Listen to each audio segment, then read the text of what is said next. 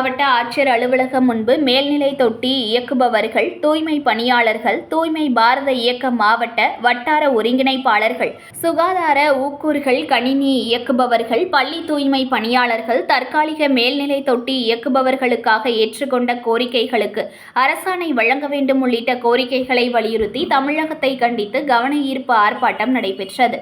தமிழ்நாடு ஊரக வளர்ச்சித்துறை தொழிலாளர் சங்கம் சார்பில் மாவட்ட ஆட்சியர் அலுவலகம் முன்பு கவன ஈர்ப்பு ஆர்ப்பாட்டம் நடைபெற்றது.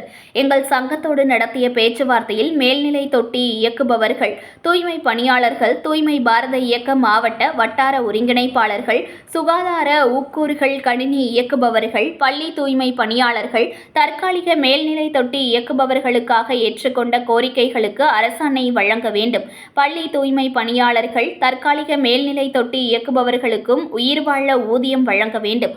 சுகாதார ஊக்குநர்களுக்கு மார்ச் 2025 வரை நிலுவையின்றி முழுமையான ஊதியம் வழங்க வேண்டும். மாவட்ட ஒருங்கிணைப்பாளர் காலியாக உள்ள பணியிடத்தில் வட்டார ஒருங்கிணைப்பாளர்களில் ஒருவரை பணி நியமனம் செய்ய வேண்டும்.